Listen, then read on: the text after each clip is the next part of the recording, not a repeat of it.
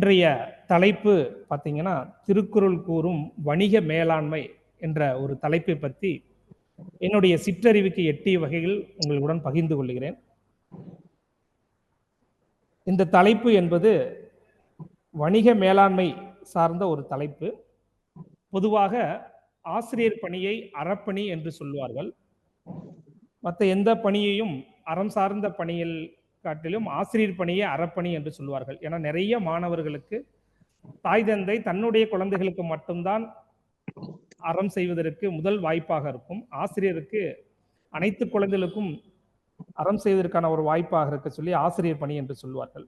அதுபோல் வாழ்க்கையில் பொருளாதார சுதந்திரத்தை கொடுக்கக்கூடிய தொழில் முனைவோர்கள், ஒரு தொழில் முனைவோர்கள் மூலமாக பொருளாதாரத்தை சுதந்திரத்தை கொடுக்கக்கூடிய ஒரு தன்மையை உருவாக்கி அனைவருக்கும் அறம் செய்யக்கூடிய தொழில் முனைவர்களுக்கான ஒரு மேலான வழிகாட்டியை நமது தொன்மை அறநூலாக உலக பொதுமுறையாம் திருக்குறள் கூறும் வணிக மேலாண்மை பற்றி நாம் இன்னைக்கு சிந்திக்க இருக்கிறோம். பொதுவாக வியாபாரம் என்பது வணிகம் மட்டும்தான் வியாபாரமா என்று பார்த்தால் வாழ்க்கையும் வியாபாரம் என்று சொல்லுகிறார் வள்ளுவர். ஈதல் இசைபட வாழ்தல் அதுவல்லது ஊதியம் இல்லை உயிருக்கு என்று சொல்லுகிறார். ஈதல் இசைபட வாழ்தல் அதுவல்லது ஊதியம் இல்லை உயிருக்கு. இந்த உயிர் என்பது இந்த பஞ்சபூதம் என்ற செல்வந்தரிடம் இந்த உடலை கடன் வாங்கி கொண்டு வந்து இங்கே வாழ்க்கை என்ற வியாபாரத்தை நடத்தி கொண்டிருக்கின்றது. அப்படி வாழ்க்கை என்ற வியாபாரத்தில் வரவு செலவு என்பது இயல்பாக நடக்கக்கூடியது. யாருக்காவது துன்பமாகவும் யாரோடைய சிக்கல்களும் உதவக்கூடிய ஒரு தன்மையில் அது பிறருக்கு நன்மை சேரக்கூடிய வாய்ப்பாக மாறும். அப்படி வாய்ப்பாக மாறுகின்ற பொழுது அந்த தன்மை என்பது உயிருக்கு ஊதியமாக மாற்றப்படுது என்று வள்ளுவர் சொல்லுகிறார். பொதுவாக இந்த உடல் கடன் வாங்கிட்டு வந்திருக்கோம். திரும்ப இந்த உடலை நம்ம இந்த உலகத்தில் நாம் திருப்பி செலுத்த வேண்டும். திரும்பவும் நாம் பிறப்போம், இந்த உடலை கடன் வாங்கிட்டு வருவோம். கடன் அடைச்சி நிலையான ஒரு வீடை பெற வேண்டும் என்றால் நமக்கு உயிருக்கான ஊதியத்தை நம்ம பெற வேண்டும். அதுபோல் தொழிலும் நாம் கடன் வாங்கலாம், சொந்த முதலீடு போடலாம். நீண்ட நாள் அந்த வியாபாரத்தில் நம்ம கூட சேர்ந்து பயணம் செய்யக்கூடிய உழைப்பார்களுடைய அவர்களுடைய திறன்களின் மூலமாக உற்பத்தியை பெருக்கின்றோம். வாடிக்கையாளர்களுக்கு பயன்பெற விலையில் நாம் உற்பத்தி செய்து கொடுக்கிறோம். அதன் மூலம் நாம் செல்வத்தை ஈட்டுகின்றோம். இந்த 3 முறையில் எங்கேயாவது நடுநிலைமை தவறினால் நம்முடைய தொழில் பார்த்தீங்கன்னா சறுக்குகள் ஏற்பட்டு தொழில் முடக்கமே ஏற்பதற்கான வாய்ப்பு வந்துவிடும். அப்படிப்பட்ட வாய்ப்புகள் வராமல் மிகப்பெரிய ஒரு அறம் செய்யக்கூடிய ஒரு அறவாழ்வை எல்லோருக்கும் வழங்கக்கூடிய தொழில் முனைவர்களுக்கான ஒரு மேலாண்மை பற்றி நாம் இன்னைக்கு சிந்திக்கலாம். பொதுவாக தொழிலில் 3 தன்மையை பற்றி வள்ளுவர் வணிக மேலாண்மையில் 3 தன்மையை பற்றி நம்ம சிந்திக்க போகிறோம். பொதுவாக நோக்கம், செயல்முறை, விளைவு, பர்போஸ், ப்ராசஸ், ரிசல்ட் என்ற வகையில் நாம் இன்னைக்கு சிந்திக்க இருக்கின்றோம். நோக்கம், வணிகத்தினுடைய நோக்கம் எப்படி இருக்கணும் அப்படின்றதான் முதல் சிந்தனை. வள்ளுவர் நடுவு நிலைமை என்ற அதிகாரத்தில் 120வது குறளில் வணிகத்தினுடைய நோக்கத்தை சுட்டிக்காட்டுகின்றார். வாணிகம் செய்வார்க்கு வாணிகம் பேணி பிறவும் தமபோல் செய்யும். ஒரு வாணிகம் செய்யக்கூடிய நபர் எப்படிப்பட்ட சிந்தனை இருக்க வேண்டும் என்றால், ஒரு பொருளை நாம் வாங்குகின்ற பொழுது எவ்வளவு பயனுள்ள பொருள், தரமுள்ள பொருளாக நாம் வாங்க வேண்டும் என்று எப்படி சிந்திக்கின்றோமோ அதுபோல் பயனுள்ள பொருள், தரமுள்ள பொருள் வாங்குவதற்கான வலிமை நமக்கு இருக்கணும். அப்போதான் வாடிக்கையாளர்களும் சரி பெருகுவாங்க, தொழிலும் சரி வளர்ச்சி அடையும். அப்போ பொருள் உற்பத்தியில் தரம், அதேபோல் வாங்கக்கூடிய வாடிக்கையாளர் வாங்கக்கூடிய விலைக்கு நம்ம இருக்கணும். அப்படி இருந்தால் மட்டும்தான் அந்த தொழில் பார்த்தீங்கன்னா நீண்ட காலம் பயணம் செய்ய முடியும். அதற்கு ஒரு சிறந்த எடுத்துக்காட்டு அப்படின்னு பார்த்தீங்கன்னா, ஒரு உணவுத்துறையில் நான் பார்த்துருக்கேன். பல்வேறு இடங்களில் பல்வேறு மாநிலங்கள் சராசரியாக உணவு என்பது ஒரு 75 ரூபாய்க்கு கொடுக்குறாங்க. 70, 75 அந்த மாதிரி கொடுக்குறாங்க. அவங்களுடைய தரம் 120 ரூபாய்க்கு சமமாக அந்த தரம் இருந்திருக்கு. என்னுடைய அனுபவத்துல நான் போய் பார்த்துருக்கேன். அப்போ அந்த முதலாளிட்ட போய் நான் கேட்கிறேன், ஐயா, உங்களுடைய உணவு உற்பத்தியில தரம் வந்து பார்த்தீங்கன்னா, மற்ற உணவு கடைகள்ல ஒப்பீடு செய்யும் பொழுது 120 ரூபா வாங்கக்கூடிய உணவு விற்பனை செய்யக்கூடிய கடைகள்ல கூட அவ்வளோ தரம் இல்ல. ஆனா நீங்க 75 ரூபாய்க்கு கொடுக்கிற இந்த உணவு 120 ரூபாய்க்கு உள்ள தரத்தைக்கு சமமாக இருக்கின்றது. நீங்கள் எப்படி விலையேற்றம் பண்ணாமல் எப்படி இந்த உணவுத்துறையை நடத்திட்டு வரீங்க அப்படின்னு நான் கேட்டேன். அவர் சொன்னார், வியாபாரம் என்பது தரம் சார்ந்து தரமாக இருக்க வேண்டும். அதேபோல் எல்லோரும் வாங்கக்கூடிய விலையில் இருக்க வேண்டும். அப்பதான் அந்த வணிகம் என்பது பெருகும். அந்த வணிக பெருக்கத்தின் மூலமாக நாம் அந்த லாபத்தை ஈட்டி விடலாம் என்று சொன்னார். அவருடைய கொள்கை 75 எல்லோரும் வாங்கக்கூடிய, எல்லோரும் பசியாற்றக்கூடிய வகையில் இருக்கணும். விலை 75. அவருடைய லாபம் எப்படி வருது என்று பார்த்தால், மற்ற கடையெல்லாம் ஒரு நாளைக்கு 1000 சாப்பாடு விற்கிறாங்க என்றால் அவருடைய கடையில் 5000 சாப்பாடு விற்கப்படும். குவாலிட்டி பட் குவான்டிட்டியில தன்னுடைய லாபத்தை அவர் எடுத்துக்கிறார். இதுதான் வணிகத்தினுடைய மிக உயர்ந்த சிந்தனையாக இருக்கணும்னு சொல்றார். ஒரு வணிகர் எல்லோரும் வாங்கக்கூடிய விலையில் கொடுக்கணும். அதே நேரத்தில் தரமாக கொடுக்க வேண்டும். தரத்திற்காக விலை ஏற்றம் என்பது ஒரு சில மக்கள் மட்டும்தான் வாங்க முடியும். அப்படி இல்லாமல் எல்லோரும் வாங்கக்கூடிய தரமாக இருக்கக்கூடிய ஒரு உணவை தன்னுடைய குவான்டிட்டி மூலமாக, அதிகமான விற்பனையின் மூலமாக தன்னுடைய லாபத்தை பெருக்குவதுதான் சரியான பார்வை என்று சொல்லி, நீண்ட காலமாக பொருள் ஏற்றத்தை எவ்வளவுதான் பொருள் ஏறினாலும் மக்கள் வாங்கக்கூடிய சக்தி அளவுல முன்னிட்டு தன்னுடைய வியாபாரத்தை அவர் நடத்தி வருகிறார். இதைத்தான் வள்ளுவர் இந்த நடுவு நிலைமை என்ற அதிகாரத்தில் வணிகத்தில் இருக்கக்கூடிய நோக்கத்தை சுட்டி காட்டுகின்றார். இந்த நோக்கத்துடன் யார் தொழில் செய்தாலும் நிச்சயமாக வாழையடி வாழையாக அந்த வணிகம் மேம்பட்டு மக்களுக்கும் சரி, தன்னுடைய வாழ்வியல் முறையிலும் சரி, சமுதாயத்துக்கும் மிகப்பெரிய ஒரு அறச்செயலாக மாறும் என்று சொல்லுகிறார். ஆசிரியர் பணி மட்டும் அறப்பணி அல்ல, தொழில் முனைவோர்களும் அறப்பணி செய்து கொண்டிருக்கிறார். நிறையவருடைய பல்வேறு மக்களுடைய பொருளாதாரத்தை, வாழ்க்கைக்கு தேவைக்கூடிய பொருளாதார சுதந்திரத்தை கொடுக்கக்கூடிய வணிகராக மாறுவதுதான் அந்த தொழிலினுடைய அறம் என்று வள்ளுவர் சுட்டி காட்டுகின்றார். இந்த குறளில் ஏதாவது ஐயப்பாடோ மாற்று கருத்து இருந்தா கேட்கலாங்க. எந்த கேள்வியும் தப்பு இல்லை, பதில் தான் தப்பா இருக்கக்கூடாது. எந்த கேள்வி இருந்தாலும் நீங்க இடையிலே நீங்க கேட்கலாம். அடுத்ததாக, வணிகத்தில் நாம் சம்பாதிப்பது பொருளா அல்லது செல்வமா? யாராவது பதில் சொல்லுங்க பார்க்கலாம். வணிகத்தின் மூலமாக நாம் சம்பாதிப்பது பொருளா அல்லது செல்வமா? ஏன் கேள்வி கேட்கிறேன்னா, பொதுவாக வணிகத்தில் நம்ம என்ன, நம்மளுடைய நோக்கம் என்னவாக இருக்கணும் அப்படின்னு தெரிந்துக்கிறதுக்காக கேட்கிறேன். நாம வணிகத்தில் சம்பாதிப்பது பொருளை சம்பாதிக்க வேண்டுமா, செல்வத்தை சம்பாதிக்க வேண்டுமா? சரி, நானே சொல்லிடுறேங்க. பொதுவாக பொருளை இயற்ற வேண்டும், செல்வத்தை ஈட்ட வேண்டும். பொருள், ஒரு வியாபாரத்தில் பொருள் உற்பத்தி, பொருள் இயற்றுதல், ப்ரொடக்ஷன் இருக்கணும். அந்த உற்பத்தியின் மூலமாக மக்கள் பயனடைந்து அதன் மூலமாக மக்கள் வாடிக்கையாளர்கிட்ட செல்வத்தை ஈட்டணும். இதுதான் கொள்கையாக இருக்கணும் அப்படின்னு சொல்றார். செய்க பொருளை செருணர் செருக்கருக்கும் எக்தனின் கூறியதில் என்று ஒரு குறள் இருக்கின்றது. இது பொருள் செயல் வகை என்ற அதிகாரத்தில் 9வது குறளாக இருக்கின்றது. உலகத்தில் அமெரிக்கா குண்டு போடுகின்ற பொழுது ஜப்பான் நாட்டில்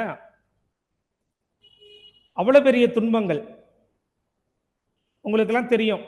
அந்தவருடைய வெடிகுண்டு விபத்தின் மூலமாக இப்போ வரை கூட ஊனமாக பிறக்கக்கூடிய ஒரு சூழ்நிலை அந்த நாட்டில் இருக்கின்றது. அந்த ஜப்பான் மக்களுடைய தொழில் சிந்தனை எப்படி இருக்கும் அப்படின்னு பார்த்தீங்கன்னா, எந்த இடத்துலையுமே ஸ்ட்ரைக்கே பண்ண மாட்டாங்களாம். அவங்களுடைய உற்பத்தி என்பது ஏதாவது அவங்க எதிர்ப்பு காட்டணும் அப்படின்னா வேலைக்கு வராம இருக்க மாட்டாங்க. உற்பத்தியை அதிகப்படுத்துவாங்களாம். இப்ப 2 செருப்பு உற்பத்தி பண்றாங்கன்னா, ஒரு செருப்பு மட்டும் அதிக உற்பத்தி பண்ணிட்டே போவாங்களாம். அந்த அந்த நோக்கம் இருக்கு பார்த்தீங்களா? அந்த உற்பத்தி திறன். எதிரி நாட்டினுடைய செருக்க அறுத்தார்கள். எப்படி அறுத்தாங்கன்னா, தன்னுடைய செல்வத்தின் மூலமாக உலக நாட்டினுடைய செருக்கை அவர்கள் அறுக்கவில்லை. ஜப்பான் நாடு தன்னுடைய பொருள் உற்பத்தியினுடைய தரத்தின் மூலமாக எதிரி நாட்டினுடைய செருக்கை அறுத்தார்கள். அமெரிக்காவினுடைய வளம் அளவுக்கு, பொருளாதார வளம் அளவுக்கு ஜப்பானில் கிடையாது. ஆனா ஜப்பானினுடைய உழைப்பு திறன் மூலமாக, அங்க இருக்கக்கூடிய மக்களினுடைய உழைப்பு திறன் மூலமாக தரமான பொருள் உற்பத்தி செய்து உலக நாட்டினுடைய பகைவருடைய செருக்கை அறுத்தார்கள். அதனாலதான் வள்ளுவர் சொல்றார், செய்கை பொருளை அப்படின்னா, நீங்கள் பொருட்செல்வத்தை ஈட்ட வேண்டும் என்று சொல்லவில்லை, பொருள் உற்பத்தியில் கவனம் செலுத்துங்கள் என்று சொல்கிறார். பொருள் உற்பத்தியில் ஒரு நாடு, எந்த நாடு பொருள் உற்பத்தியில் கவனம் செலுத்துகிறார்களோ அந்த பொருள் உற்பத்தியின் மூலமாக அந்நிய செலவாணியாக செல்வத்தை ஈட்ட முடியும் என்று சொல்லுகிறார். அதுதான் எதிரி நாட்டினுடைய செருக்க இருக்கக்கூடிய மிகப்பெரிய ஆயுதம் என்று சொல்லுகிறார். நிறைய இந்த குறளுக்கு மேற்கோள் காட்டுவாங்க, செல்வத்தை ஈட்டணும் அப்படின்னு சொல்லியிருப்பாங்க. இந்த அதிகாரத்தில் வரக்கூடிய சொல்லில் ஒரே ஒரு குறள் மட்டும்தான் செல்வம் என்று இருக்கின்றது. மீதி 9 குறளையும் பொருள் என்ற சொல்லுதான் இருக்குது. எந்த தொழில் பண்ணாலும் செல்வத்துக்காக பண்ணவே கூடாதுன்றார் வள்ளுவர். செல்வம் ஈட்டுவதற்காக ஒரு தொழிலை தொடங்கக்கூடாது. தரமான பொருளை உற்பத்தி பண்ணால் நிச்சயமாக அந்த பொருள் பயன்பாட்டுக்கு வருகின்ற பொழுது அதன் மூலம் செல்வம் தானாகவே வந்துவிடும். ஒரு தொழிலை செய்கின்ற பொழுது உற்பத்தியில கவனமும் தரமும் இருந்தால் நிச்சயமாக அந்த பொருள் சந்தையில் விற்கப்படுகின்ற பொழுது அதற்கு நிச்சயமாக வரவேற்பு கிடைக்கும் என்பதை நாம் புரிந்து கொள்ள வேண்டும். அப்படி செல்வத்துக்காக நாம் ஒரு தொழிலை தொடங்கினால், இன்னைக்கு சைனாவை நீங்க எடுத்துக்கலாம். உலக நாடில் அதிக பொருள் உற்பத்தி உள்ள நாடாக சைனா இருக்கின்றது. சைனாவில் தரமுள்ள பொருள்களும் உற்பத்தி செய்யப்படுகின்றது. அதே நேரத்தில் குவாலிட்டி கம்மியாக, தரம் கம்மியாக செய்யக்கூடிய பொருளும் அதிக அளவு உற்பத்தி செய்யப்படுகின்றது. இதுதான் இன்றைய நாட்டினுடைய உண்மை. பொதுவாக நாம் ஒரு அலைபேசி வாங்குறோம், 50,000 ரூபாய் உள்ள அலைபேசி சவுதி அரேபியாவில் சாம்சங் போன் 50,000 ரூபாய் என்றால், அதே சாம்சங் போன் இங்க 10,000 ரூபாய் கிடைக்குது, அதே மாடல்ல கிடைக்குது. ஆனா அந்த 10,000 ரூபாய் அலைபேசி என்பது அதிக கதிர்வீச்சை வெளிப்படக்கூடிய தன்மையிலாக இருக்கும். அங்க இருக்க குவாலிட்டி இங்க கிடையாது. அவங்களை பொறுத்தளவுல மக்கள் அதிகம் உள்ளது, அதன் மூலம் உற்பத்தி செலவு கம்மியாகுது, தரமான பொருளும் அங்க உற்பத்தி பண்றாங்க, தன்னுடைய செல்வத்துக்காக தரமற்ற பொருளையும் உற்பத்தி பண்றாங்க. நீங்கள் போய் ஒரு பொருளை 50 ரூபாய் உள்ள பொருளை எங்களுக்கு 10 ரூபாய்க்கு செய்து கொடுங்கள் என்றால், அந்த அளவுக்கு மெட்டீரியலை உற்பத்தி பண்ணி மூலப்பொருள்கள் மூலமாக 10 ரூபாய்க்கு பொருளை உற்பத்தி செய்யக்கூடிய நிலை அங்க இருக்கு. அந்த நிலைக்கு செல்வத்துக்காக ஒரு செயலை செய்கின்ற பொழுது உலகத்திலே அதிகம் சர்ப்ளஸ் ஃபண்ட் இருக்கக்கூடிய நாடாக இருப்பது சைனா. அதுபோல் உலகத்தில் அதிக வெப்பமுள்ள நாடாக இருக்கக்கூடியதும் சைனா தான். அதிக அழிவுக்கு உட்படக்கூடிய, இயற்கையினுடைய சீற்றத்துக்கு அழிவுக்கு வரக்கூடிய ஒரு நாடாக இருக்கக்கூடியது சைனா தான். அதனாலதான் வள்ளுவர், நல்லவையெல்லாம் தீயவாம், தீயவும் நல்லவாம் செல்வம் செயற்கு என்ற ஒரு திருக்குறள் ஊழ் என்ற அதிகாரத்தில் வருது. ஊழ் என்பது உலகத்து இயற்கை என்று ஒரு பொருள். ஊழ் என்றால் விதி என்று கிடையாது, உலகத்து இயற்கை என்று பொருள். நாம் என்ன செயல் செய்கிறோமோ அதற்கு சமமாக ஒரு எதிர்வினையை இயற்கை கொடுக்கும். அதுக்கு பேரு தான் ஊழ் என்று சொல்கிறார்கள். ஊழ் என்றால் விதி என்று பொருள் கொள்ளக்கூடாது. நிறைய உரையாசிரியர்கள் ஊழ் விதி உறுத்தும் என்று சொல்றார்கள். விதி என்ற சொல் திருக்குறள் கிடையவே கிடையாது. ஊழ் என்பது உலகத்து இயற்கையினுடைய நியதி. நாம் என்ன செய்கிறோமோ அதுக்கு சமமாக திருப்பி கொடுக்கும். அதுபோல் ஒரு பொருள் உற்பத்தியில் நாம் தரமான பொருளை உற்பத்தி பண்ண வேண்டும், அது மக்களுக்கு பயனுடையதாக இருக்க வேண்டும் என்ற நோக்கம் நமக்கு இருக்கணும் ஒழிய, நான் செல்வத்துக்காக ஒரு தொழிலை பண்றேன், நான் அதிகம் செல்வம் ஈட்ட வேண்டும் அப்படின்ற ஒரு சிந்தனை இருந்தால் அங்கு தரமில்லாத பொருளும் உற்பத்தி செய்யப்படும். அதன் மூலமாக செல்வத்தை ஈட்டலாம். ஆனால் மனிதன் வாழ்வதற்குள்ள ஒரு நாடாகவோ உலகமாகவோ இந்த உலகம் இயங்காது. அப்பொழுது இயற்கை நிச்சயமாக அதற்கான தண்டனையை கொடுத்துவிடும் என்ற எச்சரிக்கையை நாம பலமுறை பார்த்திருக்கோம். எத்தனையோ தொழிற்சாலைகள் வந்திருக்கு. இந்த எத்தனையோ இயற்கை அழிவுகளை நாம் கண்டுகொண்டுதான் இருக்கின்றோம். செயற்கை அறிந்த கடத்தும் உலகத்து இயற்கை அறிந்து செயல் என்று சொல்லுவார். அமைச்சு என்ற அதிகாரத்தில் இந்த குறள் வருது.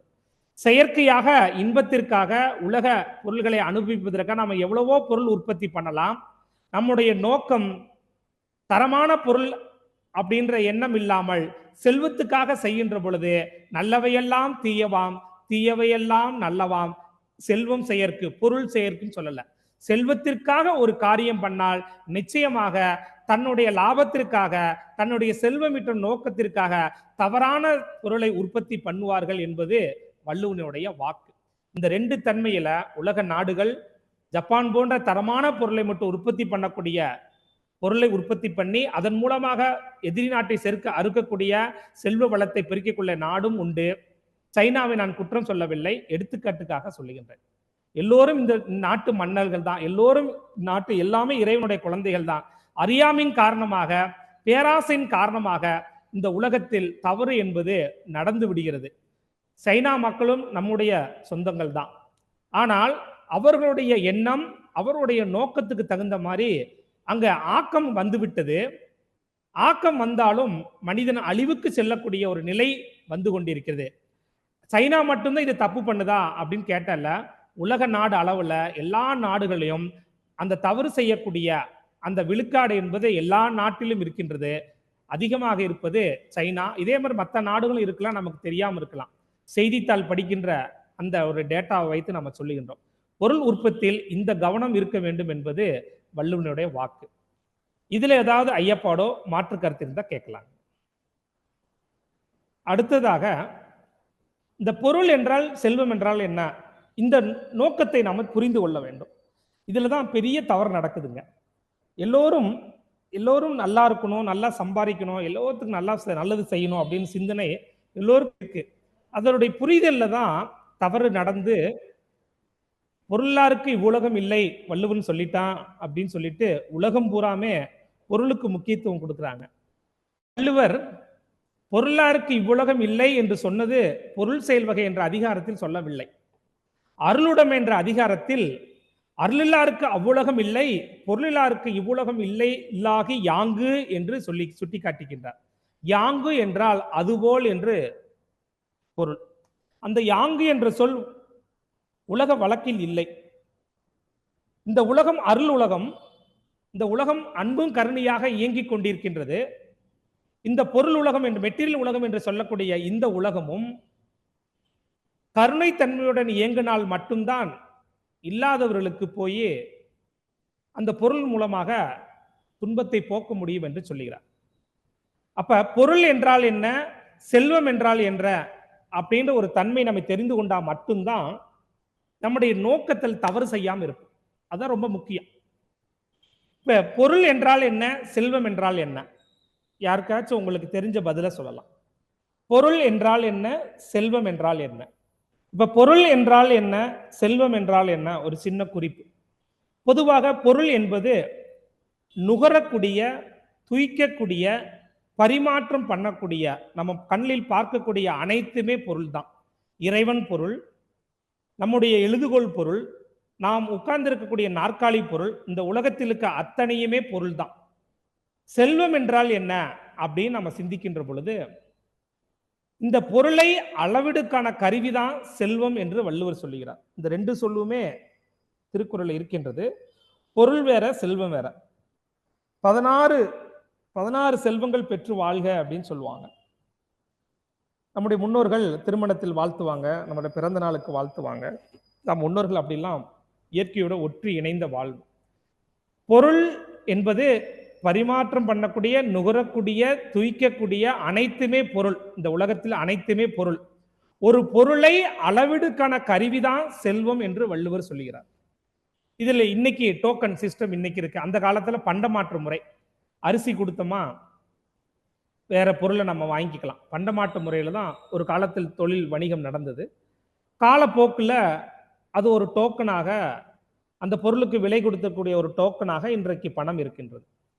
இந்த பணம் என்ன என்று பார்த்தீங்கன்னா, அந்த செல்வம் என்றக்கூடிய அந்த பணம் என்ற பார்த்தா அதுவும் ஒரு பொருள் தான். ஆனால் இந்த பணம் எல்லா இடத்திலையும் பொருளாக்கான மதிப்பாக மாறுமா அப்படின்ற ஒரு சிந்தனை பார்த்தீங்கன்னா, வள்ளுவர் காலத்தில் அந்த செல்வம்ன்ற தன்மை இருந்திருக்கு. அவர் சொல்லுகின்றார், பொருள் செல்வகை என்ற அதிகாரத்தில் சொல்லுகிறார், பொருள் அல்லவரை பொருளாக செய்யும் பொருள் அல்லது இல்லை பொருள். பொருள் அல்லவரை பொருளாக செய்யும் பொருள் அல்லது இல்லை பொருள். அதாவது இந்த இடத்துல ஒரு இடத்துல கூட செல்வம் என்று சொல் வல்ல. மதிப்பில்லாதவரையும் ஒரு பொருளையும் ஒரு பொருளாக கூட மதிக்கத்தகாதவரையும் மதிப்பிடக்கூடிய பொருளாக மாற்றுவது பொருள்தான் என்று சொல்லுகிறார், செல்வம் என்று சொல்லவில்லை.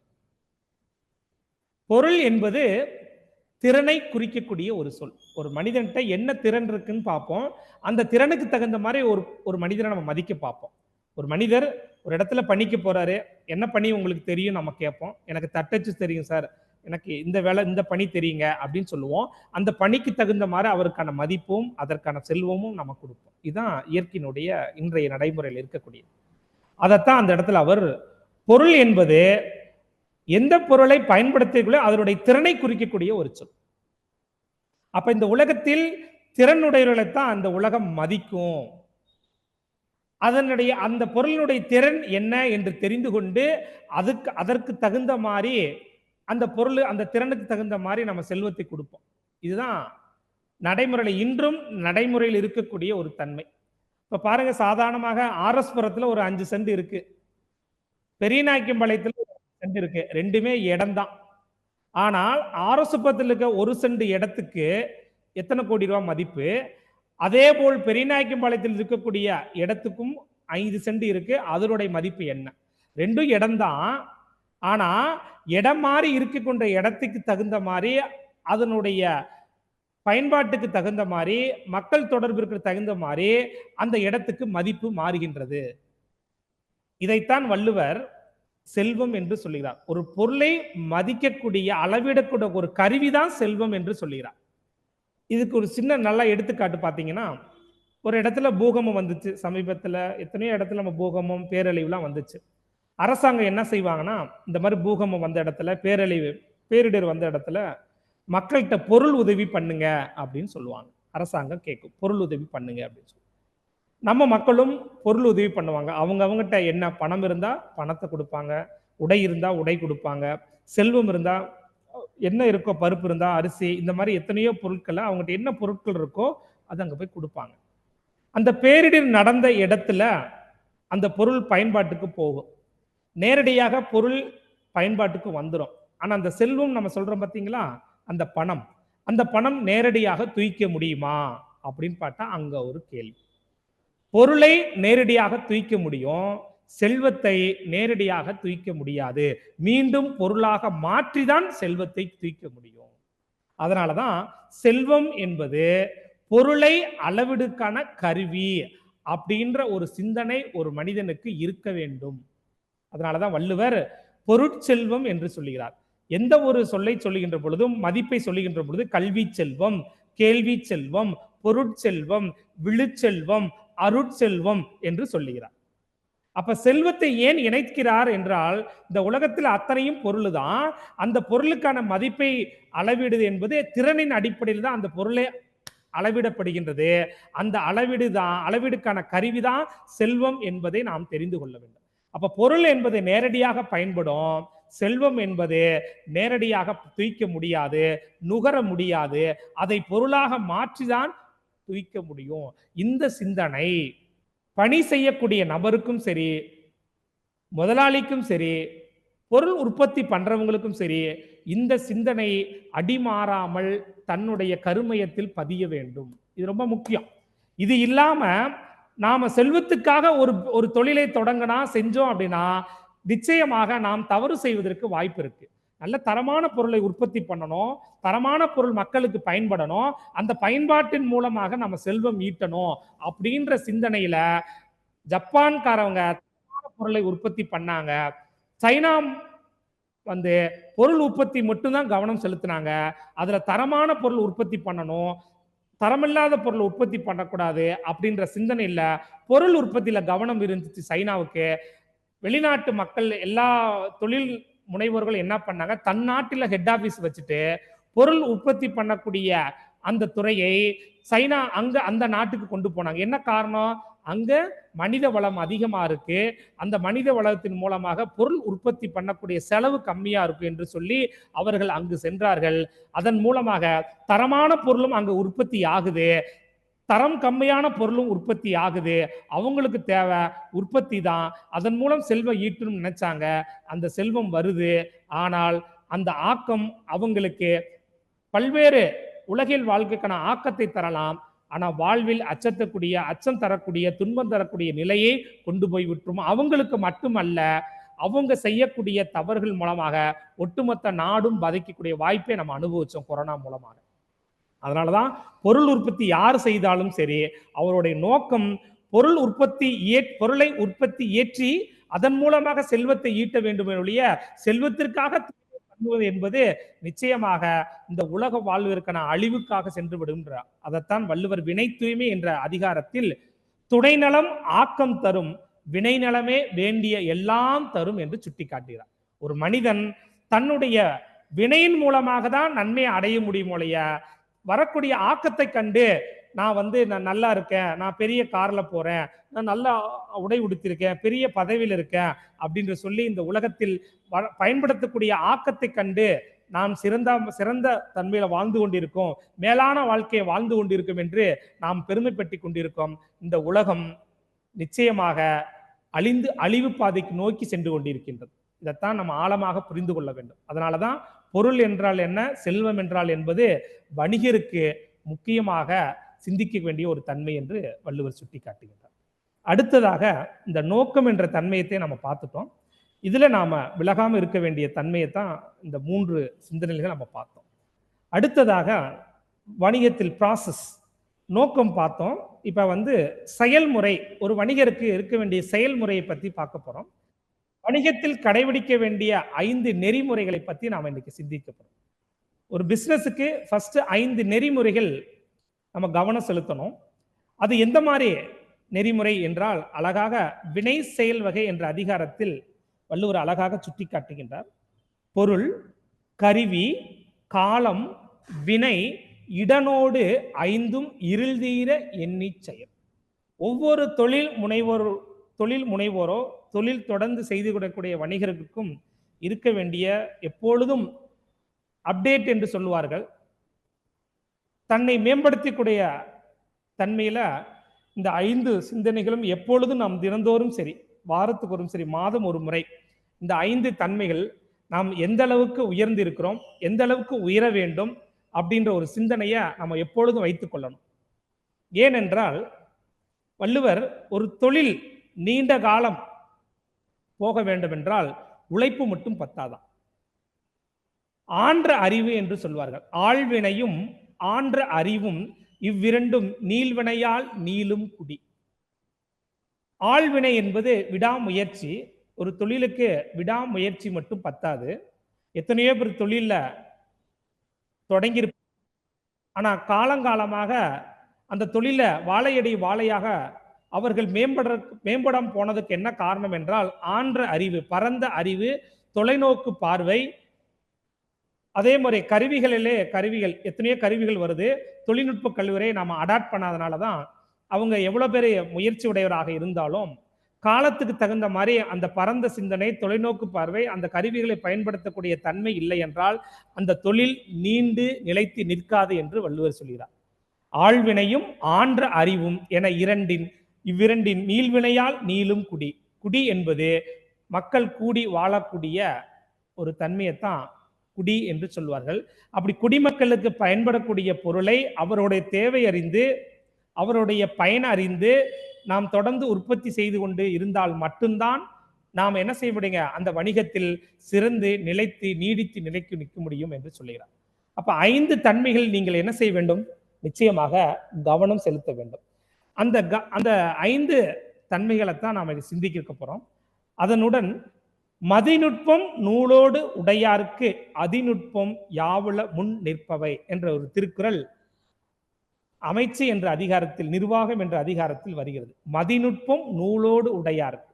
நம்முடைய அனுபவத்துல நம்ம கல்வி கற்று ஒரு இடத்துல வேலை செஞ்சிருப்போம். அந்த அனுபவத்துல தொழில் தொடங்கியிருப்போம். அதோட நூலோட அறிவு என்று சொல்லுகிறார். நம்முடைய முன்னோர்கள் தப்பு தப்பா வாழ்ந்து எது சரி என்று தெரிந்து கொண்டு நமக்கு எழுதி வைத்தது தான் நீதி நூல்கள். நியதி இல்லாமல் வாழ்ந்து எழுதி வைத்த நூல்கள் தான் நீதி நூல்கள். அப்படிப்பட்ட நீதி நூல்களுடைய நம்ம துணை இருக்கணும்.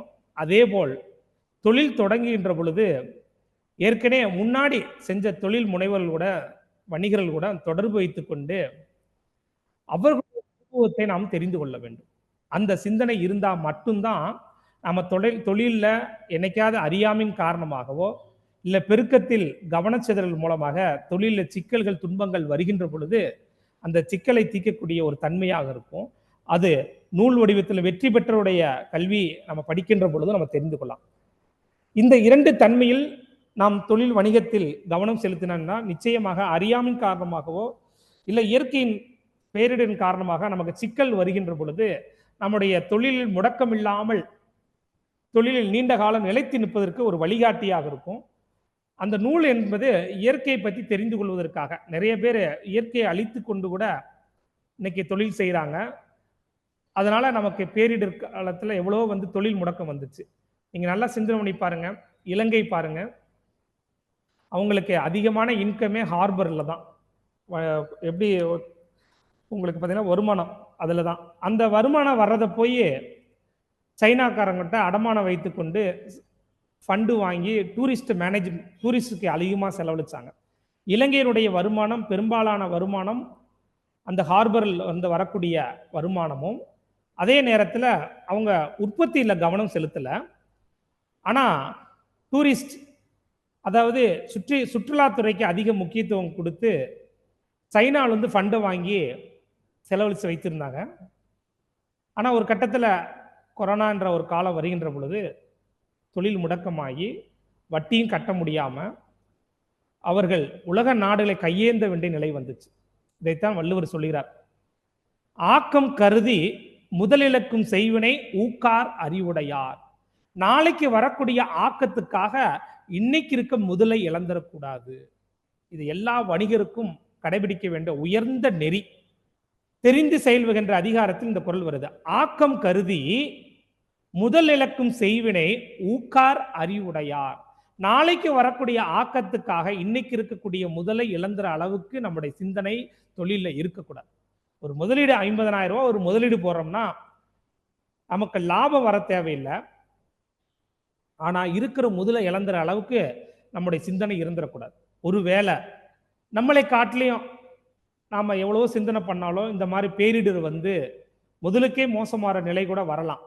அப்படி வந்துட்டால், அப்படி வராத அளவுக்கு நீங்க பேரிடர் வந்தாலும் கூட ஒரு 2 ஆண்டுகள் தொழில் முடங்கலாம் கூட முதல் இழக்காத அளவுக்கு சிந்தனை பண்ணணும். ஒரு வேளை நம்முடைய அறிவுக்கு முதல் இழக்க வேண்டிய சூழ்நிலை வந்தாலும் கூட நிலையான பொருளாதாரம் எது என்று கேட்டால் வள்ளுவர் சொல்லுகிறார், உள்ளம் உடைமை பொருளுடைமை நில்லாது நீங்கிவிடும்.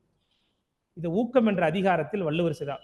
ஒரு மனிதனுக்கு உண்மையான முதலீடு என்றால் உள்ளத்தில் ஏற்படக்கூடிய ஊக்கம் தான் உண்மையான முதலீடு என்றார்.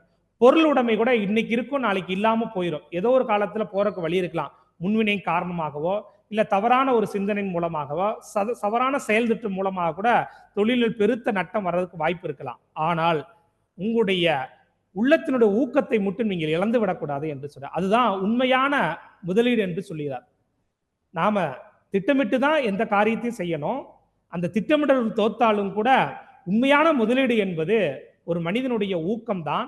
அந்த ஊக்கம் என்பது உயிராற்றலை குறிக்கக்கூடிய ஒரு சொல். உயிரிலிருந்து நிலையாக ஆற்றல் வந்து கொண்டே இருக்கிறது.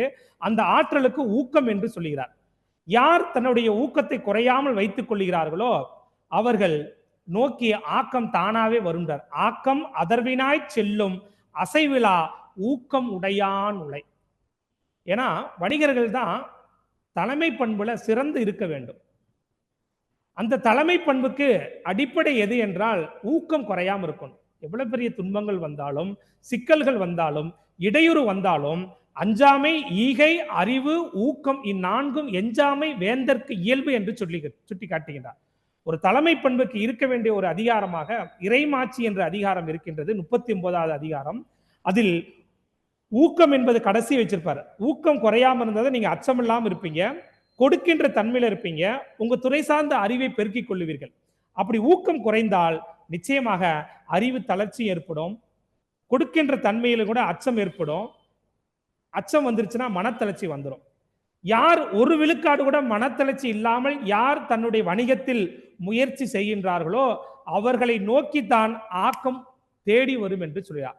ஆக்கம் அதர்வினாய் செல்லும் அசைவிலா ஊக்கம் உடையான் உலை. அசைவிலா அப்படின்னா ஒரு விழுக்காடு கூட உங்களுக்கு மனத்தளர்ச்சி வரக்கூடாது. எவ்வளவு துன்பங்கள் வரட்டும், நிச்சயமாக நான் வென்று காட்டுவேன், நிச்சயமாக என்னுடைய குறிக்கோளை நான் அடைந்தே தீருவேன் என்ற ஒரு மனத்தளர்ச்சி இல்லாத ஊக்கம் யாரிடம் இருக்கின்றதோ அதுதான் உண்மையான நிலையான பொருளாதாரம் என்று சொல்லுகிறார். ஒரு வணிகத்துக்கு முதலீடு என்பது முக்கியம். முதலில்லாருக்கு ஊதியம் இல்லை, முதல் போட்டவங்களுக்கு தான் ஊதியம், பணி செஞ்சவங்களுக்கு கூலி தான் கிடைக்கும். அப்ப அந்த முதலீடு என்பது எதுவாக இருக்க வேண்டும் என்றால் உங்களுடைய திறன் முதலீடாக இருக்க வேண்டும். உங்களுடைய ஊக்கம் அதன் உட்புறமான அகப்பொருள் முதலீடாக இருக்க வேண்டும். இதை புரிந்து கொள்ள வேண்டும். முதல் புறப்பொருளாக உங்களுடைய திறன், அகப்பொருளாக உங்களுடைய ஊக்கம் தான் உண்மையான முதலீடு. இந்த முதலீடை யார் குறையாமல் பார்த்து கொள்ளுகிறார்களோ அவர்கள்தான் வணிகத்தில் நீண்டு நிலைத்து நிற்க முடியும் என்ற உயர்ந்த உண்மையை நாம் தெரிந்து கொள்ள வேண்டும் என்பதுதான் இந்த வாழ்க்கையினுடைய அனுபவத்தில் நம்முடைய முன்னோர்கள் சொல்லி வைத்தது. இதைத்தான் வள்ளுவர் பொருள் என்ற அதிகாரத்தில், அந்த பொருள் செயல் அதிகாரத்தில் பொருள், கருவி, காலம், வினை இடம் ஐந்தோடு அப்படின்னு எண்ணி பார்த்தோம். அதுல பொருள் என்பது என்ன என்று பார்த்தால் பொருள் என்பது திறனை குறிக்கக்கூடிய ஒரு சொல். இந்த திறனை தான் நாம என்ன செய்யணுங்க, நாம வளர்த்து கொள்ள வேண்டும், திறனுங்களை மதிக்க கற்றுக்கொள்ள வேண்டும் என்று சொல்லுகிறார். இப்போ வணிகத்துல முக்கியமான சிந்தனை நம்ம பார்த்தோம். எது முதலீடு என்பது ரொம்ப முக்கியம்னு பார்த்தோம். பொருள் தான் உண்மையான முதலீடு. இந்த பொருளில் 2 பொருளாக இருக்கிறது.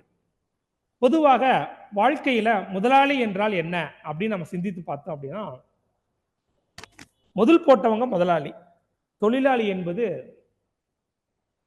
பணி செய்யக்கூடிய ஒரு நபரைத்தான் நம்ம தொழிலாளி என்று சொல்லுவோம். நம்மளுடைய சிந்தனைக்கு, நம்முடைய நோக்கத்துக்கு அவர்களுடைய அறிவோ, உடல் உழைப்போ, சிந்தனையோ, நம்முடைய தொழிலுக்கு தேவைப்படக்கூடிய ஒரு நபர்களைத்தான் தொழிலாளி என்று சொல்லுவோம். வள்ளுவர் என்ன சொல்லுகிறார் என்றால், முதல் தொழிலாளி முதலாளி. ஒரு வணிகத்துக்கு முதலாளி என்றால் முதல் தொழிலாளி முதலாளி. இதுதான் நம்முடைய தமிழருடைய மரபு.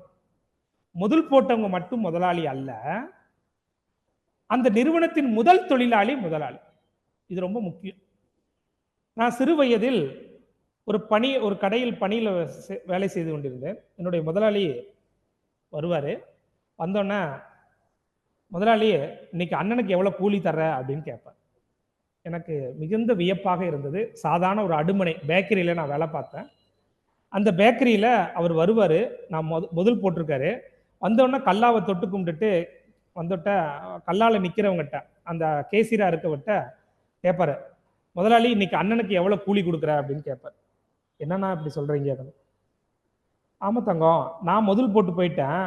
இங்கே இருக்க நிர்வாகிகளை நீதானப்பா நிர்வாகம் பண்ணி பொருளை உற்பத்தி செய்து வியாபாரம் பண்ணுற. நான் முதல் போட்டு போயிட்டேன். ஆனால் இங்கே சரியாக நீ நடந்தால் மட்டும்தான் அந்த வியாபாரத்தின் மூலமாக நமக்கு எல்லாத்துக்கும் கூலியும் கிடைக்கும் அப்படின்னு சொன்னார். எல்லாத்துக்கும் பாருங்க, எல்லாத்துக்கும் கூலி கிடைக்கும் அப்படின்னு. அந்த முதலாளி அவர் சொல்லுவார், அண்ணனுக்கு இன்னைக்கு 2000 ரூபாய் எடுத்து நாங்கள் கொடுப்போம். 10,000 ரூபாய் ஓடுனா 2000 ரூபாய்க்கு முதலாளிக்கு கொடுப்போம். அப்போ அவர் சொல்வார், அண்ணனுக்கு 2000 ரூபாய் கொடுக்குற, அண்ணனுக்கு நாளைக்குலேருந்து 2500 ரூபாய் கொடுக்க முடியுமான்னு கேட்பார். இல்லைனா 10,000 ரூபா ஓடுது, 10,000 ரூபாய்க்கு 40%, 20% ஓனருக்கு, 20% நாங்கள் எல்லாம் கூலியாக நாங்கள் பிரித்து கொள்ளுவோம். அப்போ அவர் சொல்லுவார், நாளைக்கு இருந்து எனக்கு 500 ரூபாய் சேர்த்து கொடு அண்ணனுக்கு அப்படின்னு சொல்லு. இல்லைண்ணா அவ்வளோதானா வியாபாரம் ஓடுது, எவ்வளோ வருதோ அதை பண்ணி கொடுக்குறோண்ணா அப்படின்னு சொல்லுவார். இல்லை நீ வியாபாரத்தை பெருக்குப்பா அப்படின்னு சொல்லுவார். நீ ஒன்றும் எனக்கு சும்மா ஒன்றும் 500 ரூபா கொடுக்க வேணாம், நீ எவ்வளோ சம்பளம் கூலி எடுத்துக்கிற அப்படின்னு கேட்பார். அண்ணா நான் 200 ரூபா எடுத்துருக்கேண்ணா அப்படின்னு. நீ நாளைக்கு இருந்து 250 ரூபா எடுத்துக்க, அண்ணனுக்கு 500 ரூபா சேர்த்து கொடு, நாளைக்கு இருந்து 2500 ரூபாய் கொடு அப்படின்னு சொல்லுவார். ஆனால் நான் முயற்சி பண்ணுறேன்னா அப்படின்னு. இல்லை முயற்சி பண்ணுப்பா, ஆனா நிச்சயமாக நாளைக்கு இருந்து 2500 கொடு, உன்னை மாதிரி இன்னும் 10 பேத்துக்கு நான் கடை வச்சு இன்னும் 10 பேத்துக்கு வேலை கொடுக்கணும் அப்படின்னு சொல்லுவார். நாங்க என்ன பண்ணுவோம், அந்த வியாபாரத்தை பெருக்குவதற்காக 100 பப்ஸ் வித்தா 100 ரூபாய் சம்பளம், நீ 120 பப்ஸ் வித்தினா 120 சம்பளம் எடுத்துக்க. டீ பட்டறையில 5 லிட்டர் பால் ஓடுச்சுன்னா 100 ரூபாய் சம்பளம் அப்படின்னு டீ மாஸ்டருக்கு இருந்தா, நாளைக்கு இருந்து 7 லிட்டர் பால் ஓடுச்சுன்னா 120 ரூபாய் சம்பளம். கேக்கு விற்கிறவங்ககிட்ட 5 தட்டு கேக்கு வித்தா 100 ரூபாய் சம்பளம்னு இருந்தா, நீ நாளைக்கு இருந்து 7 தட்டு கேக்கு வித்தா 120 சம்பளம் அன்னைக்கே வாங்கிக்க, 20 ரூபாய் ஊக்கத்தொகை அன்னைக்கே எடுத்துக்கங்க அப்படின்னு சொல்லுவோம். இந்த மாதிரி வியாபாரத்தை பெருக்குவதற்காக ஊக்கத்தொகை என்று சொல்லி அந்த வியாபாரத்துல நாங்க என்ன செய்வோம், இந்த இவ்வளவு விற்கிற பொருள் வித்தா அந்தந்த சம்பளம் அண்ணனுக்கே பிரித்து கொடுப்போம். அண்ணனுக்கும் பொருள் உற்பத்தி அதிகமாகும். அதன் மூலமா அண்ணனுக்கும் என்ன செய்யலாங்க, அந்த லாபத்தை அதிகப்படுத்தி கொடுக்கலாம் அப்படின்ற ஒரு சிந்தனைய எங்களுக்குள்ளே நாங்க புகுந்துக்கோம். முதலாளிக்கு மட்டும் லாபம் அல்ல, தொழிலாளிக்கும். முதல் தொழிலாளி முதலாளி. நான் முதல் போட்ட முதலாளி, நீங்க எல்லாம் உங்களுடைய உழைப்பை போட்ட முதலாளி என்று சொல்லி எங்களுடைய எல்லாரையுமே முதலாளி என்றுதான் சொல்லுவார். முதலாளி என்பது முதல் போட்டவங்க மட்டுமல்ல, திறனுடையவர்கள், அறிவுடையவர்கள், உடல் உழைப்பை செலுத்தக்கூடிய அத்தனை பேரும் முதலாளி தான். இந்த சிந்தனை இருந்தால் அந்த தொழில் நிச்சயமாக நீண்ட காலத்திற்கு லாபகரமாகவும் என்று எடுத்து செல்ல முடியும் என்றுதான் வள்ளுவருடைய கருத்து. அதைத்தான் இந்த இடத்துல சொல்லுகின்றார். அரண் ஈனும் இன்பமும் ஈனும் திறனறிந்து தீதின்றி வந்த பொருள். அப்ப ஒரு மனிதனுடைய திறனை அறிந்து கொண்டு அந்த திறனுக்கான கூலியை நாம் குடிக்கின்ற பொழுது அவர் அந்த துறையில அவர் தான் முதலாளி. இப்ப சாதாரணமா ஒரு ஒரு வணிகத்துல கூட்டுறவங்க வர்றாங்க, அவங்களுக்கு கீழே ஒரு 5 பேர் இருக்காங்கன்னா, அவங்க தலைமை இருக்காங்கன்னா, அவங்க தலைமை அந்த திறன் நம்ம மதிச்சு பழகணும். அந்த திறனின் மூலமாக தான் அந்த நிர்வாகத்துல சுத்தமா இருக்கு. அதன் மூலமாக நம்முடைய நிறுவனத்துக்கு நல்ல பெயர் கிடைக்குது. எல்லோரும் சந்தோஷமா உட்கார்ந்து வேலை செய்ய முடியுது. அப்ப கடைநிலை ஊழியர்கள் சரியில்லாம இருந்தால், திறன் இல்லாதவர்கள் இருந்தால், அது நிச்சயமாக அன்றைய பணி தொய்வு ஏற்படும். நமக்கு வாடிக்கையாளரும் கம்மி பண்ணிடுவாங்க. அப்ப கடைநிலை ஊழியர் கூட முதலாளி என்ற பாவனை நிச்சயமாக முதல் போட்டவங்களுக்கும் வரணும். தொழிலாளிக்குமே என்னுடைய துறைக்கு நான் தான் முதலாளி, அப்ப நான் என்ன செய்யணும், நேரத்துக்கு செல்ல வேண்டும் அப்படின்ற ஒரு சிந்தனை வரும். அதுல கண்ணும் கருத்துமாக பணி செய்ய வேண்டும் என்ற ஒரு சிந்தனை இருக்கும். அப்ப முதல் போட்டவங்களுக்கு முதலாளி என்ற சிந்தனை வரணும். அதே நேரத்தில் கடைநிலை ஊழியர்களுக்கும் அந்த துறைக்கு நான் தான் முதல் தொழிலாளி, அதனால் நான் தான் முதலாளி என்ற பாவனை நிச்சயமாக இருக்க வேண்டும். அப்படி இருப்பதன் மூலமாக தான் இந்த சமுதாயத்தில் அறத்தை ஈன முடியும், அந்த அறத்தின் மூலமாக இன்பத்தையும் அடைய முடியும் என்று சொல்லுகிறார். அப்ப அரண் ஈனும் இன்பமும் ஈனும். தனி மனிதனுடைய முதலாளித்துவம் மட்டும் ஈன முடியும், ஆனா சமுதாய அறம் பெருகாது. அப்ப சமுதாயம் அறம் பெருக வேண்டும் என்றால் முதல் போட்டவங்க மட்டும் முதலாளி அல்ல, தன்னுடைய உழைப்பையும் அறிவையும் செலுத்தக்கூடிய திறனுடைய அவர்கள் அத்தனை பேருமே முதல் தொழிலாளி என்ற ஒரு பாவனை இருந்து தன்னுடைய நிறுவனத்தில் வரக்கூடிய லாப பங்கை, எப்படி பெரிய பெரிய நிறுவனங்கள்லாம் தன்னுடைய பங்கை சேராகவே கொடுத்து தொழிலாளருடைய வளத்தை பெருக்கிக் கொள்கிறார்களோ அதுபோல் உற்பத்தி பெருகும் என்பது உலகறிந்த உண்மை, நம்முடைய முன்னோர்கள் அனுபவித்த உண்மை. அதைத்தான் வள்ளுவர் இன்பம், உடல் இன்பம் மட்டுமல்ல, புலன் இன்பம் மட்டுமல்ல, நம்முடைய வாழ்க்கை தரம் மட்டுமல்ல, சமுதாய அறமும் பெருகும் என்ற ஒரு சிந்தனை இருக்கு. ஆனால் இன்றைய சிந்தனையில நிறைய பேர் அவங்களுக்கு கொடுத்துறான், ஆனா திறனறிந்து கூலி கொடுக்கிறான், தீதின்றி பொருள் சம்பாதிக்கிறது இல்லை. எங்கேயாச்சும் கம்மியா வேலைக்கு ஆள் கிடைப்பாங்களா அப்படின்னு பார்த்துட்டு ஆண்களுக்கும் பெண்களுக்கும் தனித்தனிய சேலரி, அதே மாதிரி வடநாட்டு மக்கள் வந்தா அவங்களுக்கு ஒரு சம்பளம், நாம இங்கிருந்து வெளிநாட்டுக்கு போனா வெளிநாட்டுக்காரங்களுக்கு ஒரு சம்பளம், நம்ம நாட்டுக்காரங்களுக்கு ஒரு சம்பளம். இந்த சம்பளம் வேறுபாடின் மூலமாக மனிதனுடைய திறனறிந்து வேலை வாங்கப்படுது, தீதின்றி பொருள் சம்பாதிக்கிறது இல்லை. அவங்க 30 வயசுலேயே 50 வயதிலேயே அவங்களுடைய அந்த வயது உழைப்பினும் காரணமாக, பொருள் ஈட்டணும் ஒரு எண்ணம் காரணமாக உழைப்பு சுரண்டப்பட்டு அவர்களுக்கான கூலி கொடுக்கப்படுவதில்லை. அதனாலதான் வள்ளுவர் அந்த சமுதாயம் அறம் என்பது மேடு பள்ளமாக இருந்து அந்த பணி செய்யக்கூடியவர்கள் நமக்கு சரியான கூலி வராத பொழுது அவர்களை திருடர்களாகவும் அவர்களே திருடி சம்பாதிக்கக்கூடிய இன்னொரு முதலாளியாகவும் மாறக்கூடிய வாய்ப்பாக மாறிக்கொண்டிருக்கின்றது. அப்ப தொழிலில் என்பது எல்லோரும் சமம் என்பது உயர்ந்த மாண்பு இருந்தா மட்டும்தான் அருளோடும் அன்போடு வாரா பொருள் ஆக்கம். இந்த இடத்துல பொருள் உற்பத்தின்னு சொல்லல வள்ளுவர், பொருள் ஆக்கம் அருளோடும் அன்போடும் வரணும். வெறும் அன்பு மட்டும் பத்தாதுன்ட்டு. உலகத்துல அன்பு மாதிரி ஒரு ஆயுதம், மிக கொடிய ஆயுதம் எதுவுமே இல்லைன்ட்டா வள்ளுவர். அறத்திற்கே அன்பு சார்பென்ப அறியார் மரத்திற்கும் அஃதே துணை. அறமில்லாத செயலுக்கு அதே அன்பு துணையா இருக்குன்ட்டார். அன்பு கிடைக்காத பொழுது வெறுப்பாக மாறும். அன்பு அளவு கடந்து போகின்ற பொழுது அதுவே பொசசிவ்னஸா மாறிடும். அதனால என் நாடு, என் மக்கள், என் இனம் என்ற எல்லை கட்டி நிற்கின்ற பொழுது அவர்கள் பிற இனத்தையோ பிற நாட்டு மக்களையோ மதிக்காமல் அவர்களுடைய திறனை மட்டும் தெரிந்து கொண்டு உழைப்பை வாங்குவதால் நிச்சயமாக துன்பம் வரக்கூடிய வாய்ப்பு, அந்த தொழில் நீடித்து போகாமல் இடையிலே சரிவு ஏற்பதற்கான வாய்ப்பாக மாறிவிடும் என்று அந்த இடத்துல அவர் பொருளில் இருக்கக்கூடிய அந்த கவனத்தை சுட்டி காட்டுகிறார். அடுத்ததாக கருவி. ஒரு மனிதன் கருவியில் சிந்தனை செலுத்த வேண்டும். பொருள், கருவி, காலம், வினை, இடனோட 5 தன்மை நெறிமுறை நம்ம தெரிந்து கொள்ள ஒரு பிசினஸ்ல. இப்பொழுது கருவி. கருவினா என்ன அப்படின்னு பார்த்தீங்கன்னா, அழகாக வள்ளுவர் சொல்றார், நாலேஜ், அறிவு என்பது ஒரு கருவி என்று சொல்லுகிறார். உலகத்திலே அறிவை கருவின்னு சொன்ன ஒரே மனிதர் வள்ளுவர் மட்டும்தான். நாலேஜ் இஸ் பவரா என்று கேட்டால் Valluvar knowledge is instrument, character is power என்று சொல்கிறார். அறிவு என்பது கருவி.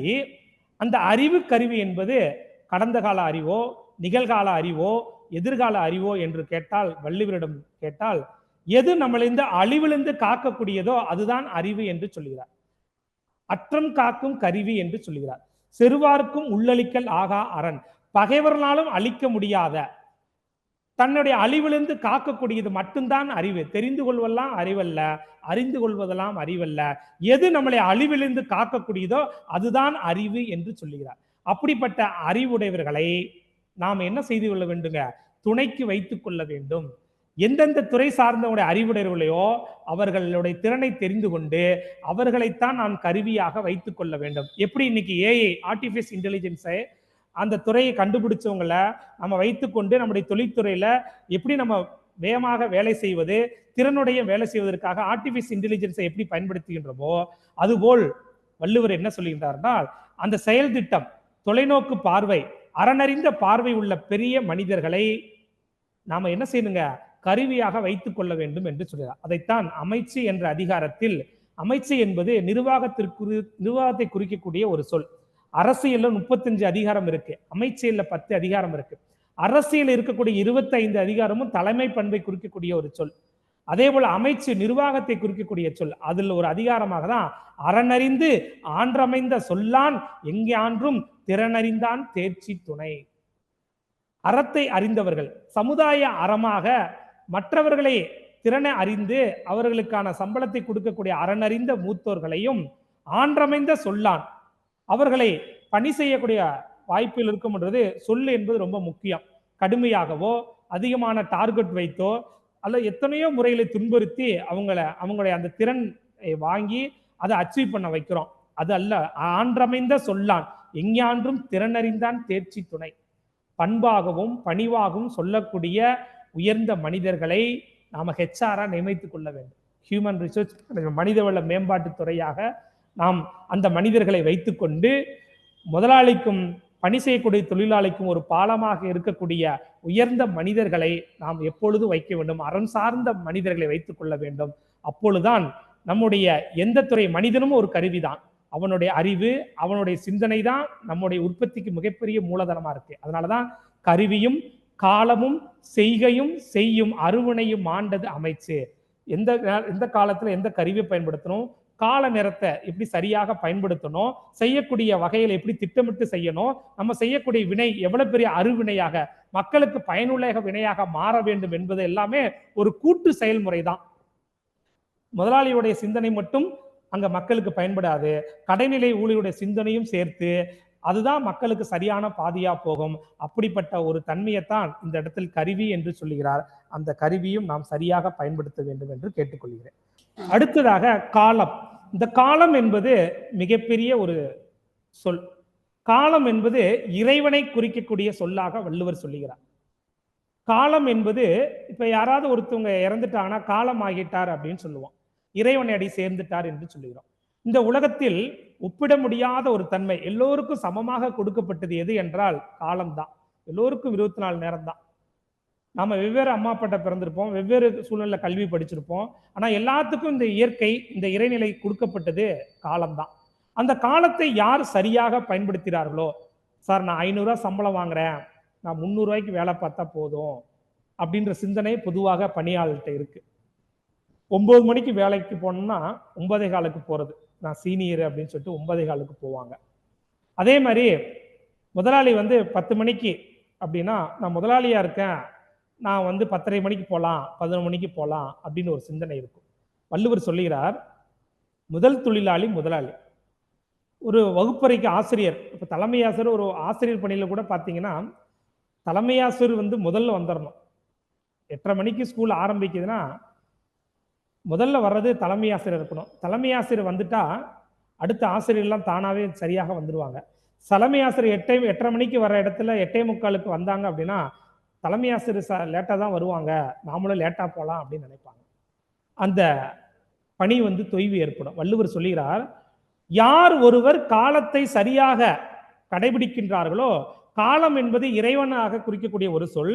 படைப்பாற்றலுக்கு என்ன ஆற்றல் இருக்கின்றதோ அதே ஆற்றல் ஒரு மனிதன் நேரத்தை கடைபிடிக்கின்ற பொழுது அவன் ஆற்றல் உடையவனாக மாறுகின்றான் என்று சொல்லுகிறார்.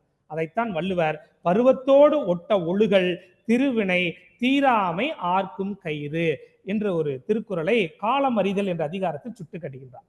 நம்முடைய வினையெல்லாம் திருவினையாக மாறணும் என்றால் நேரத்தை சரியாக பயன்படுத்துங்கள். ஆற்றல் தான் மெட்டீரியலாக மாறுது, மெட்டீரியல் திரும்பவும் ஆற்றலாக மாறுது. காலம் என்பது மிகப்பெரிய ஆற்றல்.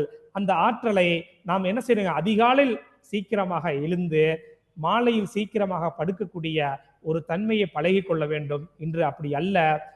அதிகாலையில் எந்திரிக்காம நேரம் கழித்து எந்திரிச்சு நேரம் கழிச்சு நம்ம என்ன செய்யறோங்க, தூங்க போறோம். அதே நேரம் அந்த பணி செய்யக்கூடிய ஒரு இடத்துலையும் சரி, அதிகமான நேரத்துல இரவு நேர பணி எல்லாம் பண்றோம். அதெல்லாம் நீங்க என்ன செய்யணுங்க, அறம் சார்ந்து உங்களுடைய சிந்தனைகளையும் உங்களுடைய நோக்கத்தையும் பொருள் சம்பாதிக்கிறது மட்டும் இல்லாமல் அந்த சிந்தனை சமுதாய பார்வை இருக்கணும். அப்படி இருந்தால் இந்த உலகத்தையே வெல்ல முடியுமா? வள்ளுவர் சொல்கிறார், ஞாலம் கருதினும் கைகூடும், காலம் கருதி இடத்தால் செய்யும். ஞாலம் என்பது உலகம் என்று பொருள் அல்ல. உலகம் என்பது நிலம், நீர், நெருப்பு, காற்று, விண் 5 பஞ்சபூதங்களைத்தான் உலகம் என்று சொல்லுகிறார். ஞாலம் என்பது அண்ட சராசரத்தையும் ஞாலம் என்று சொல்லுவார். ஞாலம்னா தொங்குதல் அர்த்தம். இந்த அண்ட சராசரத்துக்கு மேல காலமும் இடமும் இருக்கா, டைமும் ஸ்பேஸும் பிரிக்க முடியாதுன்னு சொல்றாங்க அறிவில். டைம் ஸ்பேஸ், காலம் இருக்கிற இடத்துல இடமும் இடத்தினுடைய காலமும் ரெண்டுமே பிரிக்க முடியாது என்று சொல்லுகிறார்கள். ஞாலம் கருதினுக்கு உலகத்து இந்த ஒட்டுமொத்த அண்ட சராசரத்தை நீங்க வெல்ல முடியுமா? உங்களுடைய ஆற்றல்ல. காலம் கருதி இடத்தால் செய்யும். அப்ப யார் நேரத்தை சரியாக பயன்படுத்துகிறார்களோ, திட்டமிட்டு நேரத்தை செலவழிக்கிறார்களோ அவர்கள்தான் இந்த உலகத்தையும் அல்ல இந்த ஒட்டுமொத்த அண்ட சராசரத்தையும் வெல்ல முடியும். அப்படிப்பட்ட ஆற்றல் யாருக்கு உண்டு என்றால் காலத்தை சரியாக பயன்படுத்துவர்களுக்கு உண்டு என்று சொல்லி இந்த காலத்தினுடைய தன்மையை வள்ளுவர் சுட்டி காட்டுகின்றார். அடுத்ததாக வினை. இந்த வினை என்பது ரொம்ப முக்கியமான சொல்லுங்க. 3 தன்மையை நீங்கள் தெரிந்து கொள்ளணும். செயல், வினை, கர்மம். இந்த 3யோட சிந்தனையை ஒரு மனிதன் தெரிந்து கொண்டா இந்த வினைக்கு நம்ம எவ்வளவு முக்கியத்துவம் கொடுப்போம்னு தெரிஞ்சுக்கலாம்.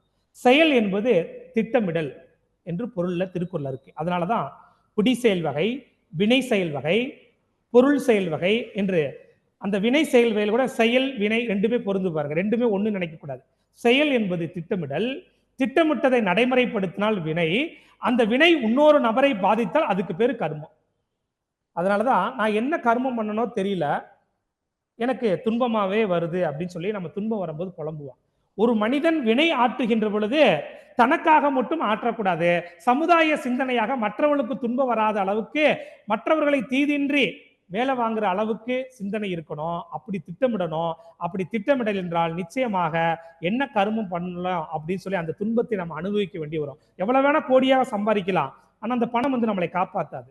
நம்முடைய வினைதான் நம்மளை காப்பாற்றும். அதனாலதான் துணை நலம் ஆக்கம் தரும், வினை நலமே வேண்டி எல்லாம். கோடி கோடியா சம்பாதிக்கலாம், ஆனா கிட்னி போனா மாத்தலாம், ஆனா அடுத்த நிமிஷமே திரும்ப கிட்னி போயிடும். அந்த அளவுக்கு ஒரு நுண்ணிய கிருமி அட்டாச் பண்ணி போயிடும். ஆனா பொருளால நம்ம உயர்ந்த வாழ்க்கை வாழ முடியுமானா கிடையாது. நம்ம செய்யக்கூடிய வினையின் மூலமா தான் நம்ம என்ன செய்ய முடியும், ஆரோக்கியமாக வாழ முடியும் என்ற சிந்தனை இருக்கு. அதனாலதான் ஒரு மனிதன் வினை ஆற்றுகின்ற பொழுது வினை வழியும் தன் வழியும் மாற்றான் வழியும் துணை வழியும் தூக்கி செயல். ஒரு வினையில் நீங்கள் வெற்றி பெறுகின்ற பொழுது அந்த வினையுடைய வலிமை, அந்த வினைக்க செய்யக்கூடிய நமக்கு என்ன ஆற்றல் இருக்கு, அந்த வினையை திறம்பட செய்வதற்கு யாரெல்லாம் நமக்கு துணையா இருக்காங்க, அப்புறம் கருவியாக இருக்கக்கூடிய மாற்றானுடைய துணைவலையும் மற்றவனுடைய வலிமையும் மதித்து யார் சமமாக மதித்து ஒழுகின்றார்களோ அவர்கள்தான் வினையில் வெற்றி பெற முடியும். தன்னுடைய வலிமை, தன்னுடைய திறனை மட்டும் மதித்துக் கொண்டு யார் செயல்படுகிறார்களோ நிச்சயமாக அவர்கள் என்ன செய்ய முடியாது என்றால் வினையில் வெற்றி பெற முடியாது என்றார். அப்படி சிந்தனை இருந்தால் என்ன ஆகும் அப்படின்னா, உடைத்தம் வழியறியார் ஊக்கத்தை நூக்கி இடைக்கண் முறிந்தார் பலன்றார். வெறும் தன்னுடைய வலிமையை மட்டும் எண்ணி வியந்து கொண்டு மற்றவர்களுடைய வினையை, மற்றவனுடைய ஆற்றலை மதிக்காம இருந்தால், ஊக்கத்தின் அடிப்படையில எத்தனையோ பேர் தொழிலை தொடங்கி தன்னுடைய வலிமை மட்டும் மிக வியந்து கொண்டு செயல்பட்டு இடையில் அந்த தொழிலை முடிக்க முடியாமல் போனதுக்கான ஒரு காரணமாக பலர் இருக்கிறாங்க அப்படின்னு சொல்லிட்டார். அதனாலதான் அந்த இடத்துல அவர் பதிவு பண்றார். அப்ப எல்லாருடைய வலிமையும் நாம் என்ன செய்யணுங்க, தெரிந்து வைத்துக் கொள்ள கொண்டும் அந்த வலிமை தான் நம்மளைய அடுத்த தலைமுறைக்கான வாழையடி வாழையாக தொழில் முனைவருள்ள நாம் சிறந்து இருக்க முடியும் என்று ஒரு கருத்தை அவர் பதிவு பண்றார். இந்த வினைன்றது ரொம்ப முக்கியங்க. அந்த வினையை யார் மதிக்கின்றார்களோ, மற்றவருடைய ஆற்றலையும் திறனையும் யார் மதிக்கின்றார்களோ அவர்கள்தான் நிச்சயமாக மிகச்சிறந்த ஒரு தொழில் முனைவராக இருக்க முடியும் என்பது வள்ளுவருடைய கூற்று. அதுல ஒரு முக்கியமாக தெரிந்து கொள்ள வேண்டியது என்ன என்று பார்த்தீங்கன்னா, அவர் 480வது குறள் நீங்க குறிச்சு வச்சுக்கணும்.